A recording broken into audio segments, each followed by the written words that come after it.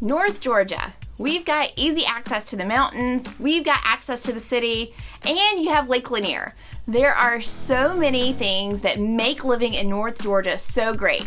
Hi, my name is Sarah Mislowski, and I am a local real estate agent in the Northeast Metro Atlanta area, and my team and I help clients from all over the country relocate here to our great area. So, what are some of the pros and cons you might want to consider of living in North Georgia before you consider making the move? Let's start with some of the biggest reasons people put North Georgia on the top of their list. And to me, one of the best parts of living here is the location.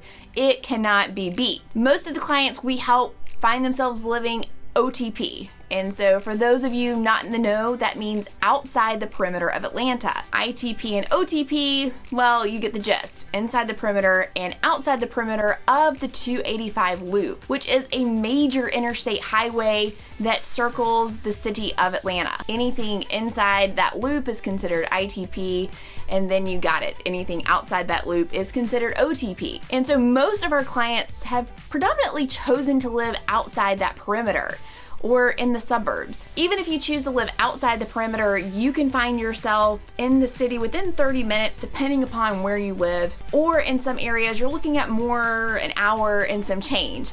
This means that you can shoot on down for a fancy dinner at one of the many incredible restaurants that are in Atlanta, or you can be at the State Farm Arena watching a Atlanta United soccer game at Mercedes-Benz Stadium, or you can go to a festival at Piedmont Park, and the list goes on and on. There's so many cool things to do in Atlanta. Another huge perk of being close to Atlanta is being near Hartsfield-Jackson International Airport. Fun fact, it is the world's busiest airport. So the Atlanta airport is the primary hub for Delta Airlines, and who doesn't like to fly Delta? And it is also a focus city for Frontier Airlines and Southwest Airlines. So this means that you can get virtually anywhere in the world from our airport. I cannot tell you how convenient it is when you need to fly somewhere to have this airport so close by. And it's why many of the people choose to live OTP, so they can quickly drive down and fly out to wherever they need to go. Another huge perk of North Georgia is you are also so close to the North Georgia mountains. The North Georgia mountains sit at the base of the Blue Ridge Mountains, which is a part of the Appalachian Mountains. They are visited by millions of tourists every single year because they are absolutely gorgeous. And yes, they do have a blue hue to them. Fall in the mountain feels like something out of a Hallmark card or a Hallmark movie rather, and you can go to many of the wineries for wine tasting. You can shop at cute little stores in Dahlonega. You can go for a hike on the Appalachian Trail, or you can just drive around and enjoy the fall foliage.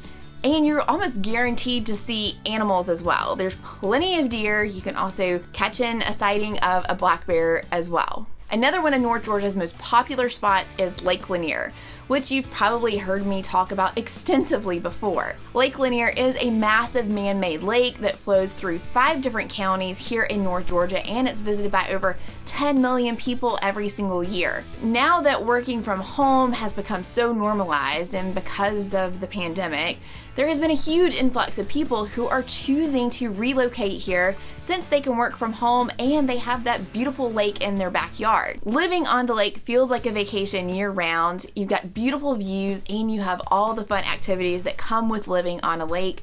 You can enjoy the lake no matter what season it is. Another huge pro of living in North Georgia, depending upon where you're coming from, is the cost of living. So there are definitely areas of the country that are much more expensive than living here, which is why we are seeing so many people relocate to the area for that cheaper cost of living. There are several cities that we get calls frequently from, like Los Angeles, Miami, and Seattle. The median sales price of a home in Los Angeles in June of 2022 was $960,000. When you look at Miami, it's $579,000. And when you look at Seattle, that's $875,000. Our median sales price in Atlanta was just over $420,000. Obviously, if you have watched any of the cost of living videos on my channel, you'll recognize that that number is definitely on the lower side compared to towns like Suwanee and Johns Creek, Milton, and Alpharetta.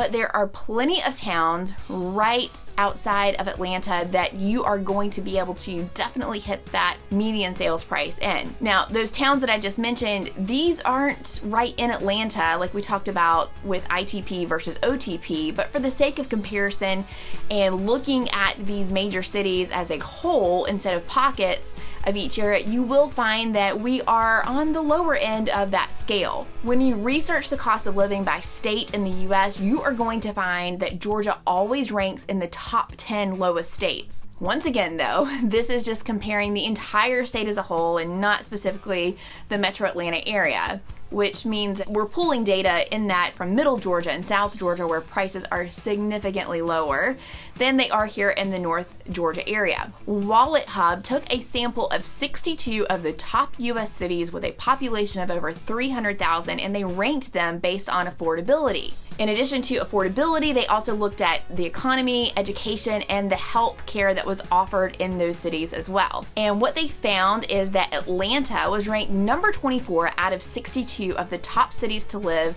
based on the accumulation of all of those characteristics. It was also ranked number 34 in affordability. So as a whole, the state has a lower cost of living, and the closer you get to the city, the higher that's going to go up, obviously. But you can expect that just about anywhere, right? So when it comes to property taxes here in Georgia, you can expect to pay a little bit less. And that is one of the many things that people really enjoy about being here. On average, a good rule of thumb for most of the areas that we sell in, you are going to pay about 1 to 1.25% of the purchase price. You can expect to have that as a yearly assessment on your property taxes. For many of our clients that we work with coming from out of state and states like California and Florida, that is drastically lower than what they are used to paying. And so seeing those property taxes is definitely a welcome relief, and it makes them very excited about their new home. So one of the things that has been brought up by some of our Florida clients is that one of the benefits of being in Florida is that you do not pay state income taxes. And well, you definitely pay state income taxes here in Georgia, but the trade-off of having those lower property taxes here in Georgia versus the high property taxes in Florida, many of our clients says, hey, this kind of balances out and this is a good fair trade-off. Couple that with the addition of flood insurance and higher homeowners insurance because they're in a natural disaster area, and heck, you can even apply that to California as well with the higher property taxes. That trade-off of those income taxes, especially in Florida, does not compare at all to some of the fees in total that you're going to have to pay to be a homeowner when you're comparing that to a state like Florida. If you are a fan of hot weather and love summer, North Georgia is going to be a great place for you. We have long, hot summers and pretty short and mild winters. So this is great if you live on the lake and love to spend time out on the boat paddling around on a kayak. You can do this for a good 8 to 9 months out of the year since the weather is so warm. If you are looking to get away from the cold weather, this is definitely the place for you. If you like going on hikes, bike rides, taking your kids to the park, we definitely have the weather for that. We talked about how, Lake Lanier earlier, where a lot of people love going boating and skiing and kayaking and all those things. There are plenty of public parks, hiking trails, you got playgrounds and state parks all throughout the state and all across North Georgia that people really take advantage of. A lot of people choose to move away from New York and areas in the Midwest because they love being outdoors, and you experience really long, harsh winters there, and it makes it really tough to do this. Now, when it comes to the winters here in Georgia, although they're usually not that bad and pretty mild, depending upon where you're at, we usually get one snow day a year, and it's a huge deal. Everything shuts down. That's going to be a shock to you. Even if there's a hint of snow, we're going to shut everything down. Even though we get that usually one day of snowfall, by the next day it's all melted away, life returns back to normal, and usually the kids are rejoicing because they got that one snow day off, and you're excited too because most businesses shut down as well. So that is usually typically what the winters are like. I really enjoy living here in North Georgia because growing up in South Georgia, we got 2 seasons, hot and not so hot. Here in the North Georgia area, we get 4 seasons. You're gonna have a good spring, warm to a hot winter. This year it's been very hot, and cannot wait for that fall weather to come around. And then in winter, you're gonna get to wear jackets and sweaters but you're also not gonna have to like bundle up in order to survive. So you get those full 4 seasons, and it's really exciting because in South Georgia, you never got to wear sweaters down there, or we didn't really own coats. So here, having the opportunity to have, a full wardrobe is super exciting. Now let's talk about rain. We do get quite a bit of rain here in North Georgia. Recently, my husband and I have joked around that we are living in the Seattle of Georgia. It's rained a lot. When you compare it to places like California and the clients that we've spoken to there, we definitely get much more of that wet weather and thunderstorms than people do experience in other parts of the country. One of the questions that we often get asked is, do we experience hurricanes, since we are kind of semi-close to the Florida area, right? It's down there beneath us. So we don't usually experience anything related to the hurricanes other than a lot of rain.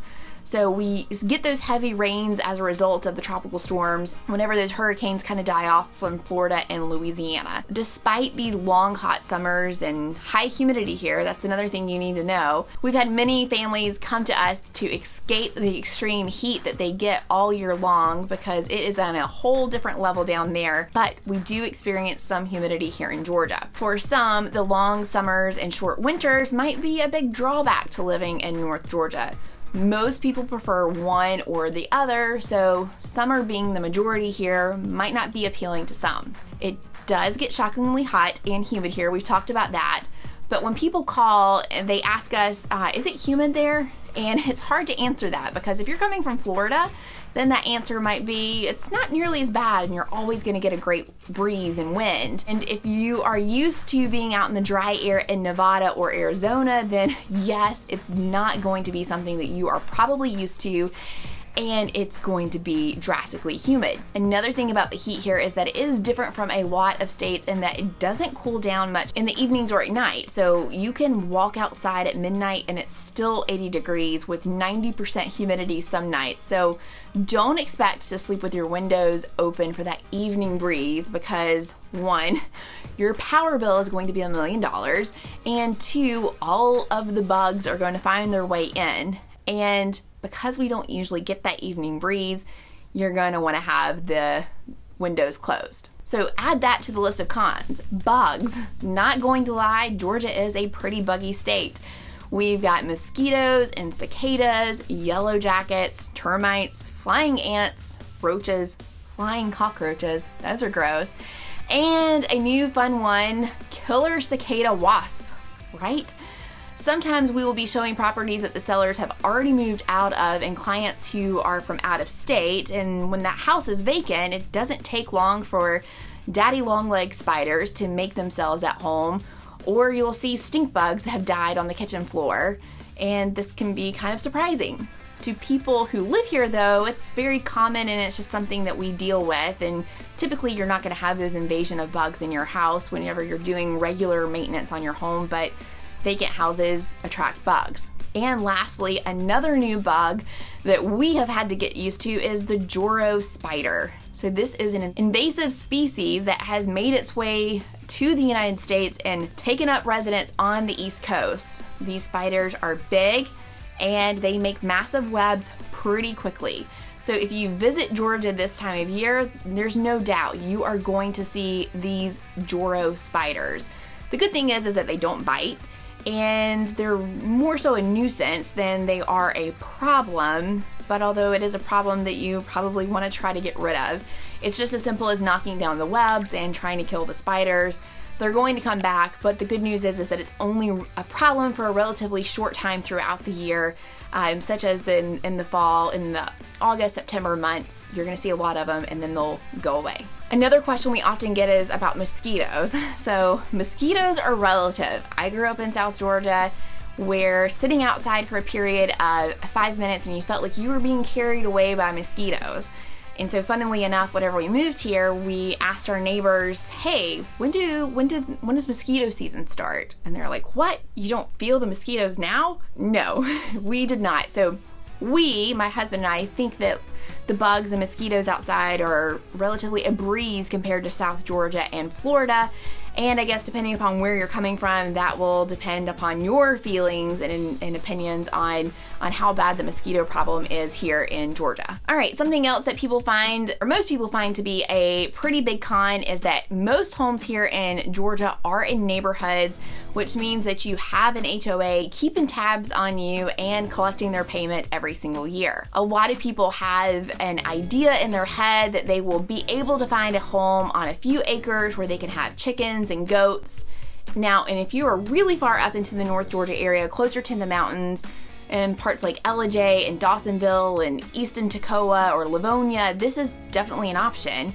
However, in what we classify as the Northeast Metro Atlanta area, this is going to be pretty hard to come by, although not impossible. But most of your newer homes built after 2000, are going to be in neighborhoods where you are not going to be able to have chickens or a boat parked in your driveway. Some people are not huge fans of living in a neighborhood because they don't, or they want to be able to do whatever they want to do on their property, and that makes sense.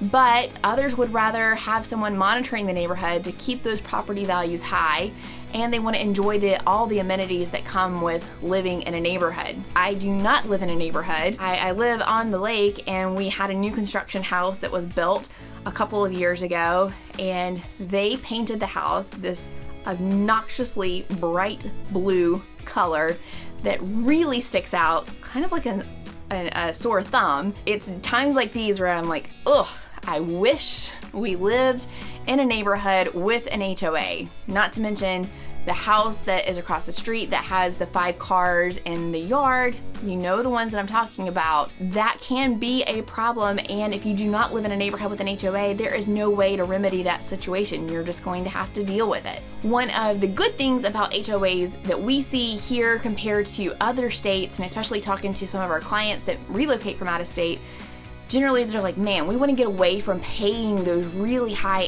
HOA fees. I don't want to deal with another HOA. And they are pleasantly surprised to find that the normal amount for an HOA here in North Georgia is anywhere between $400 and $1,200 a year, unless you're living in a massive planned community.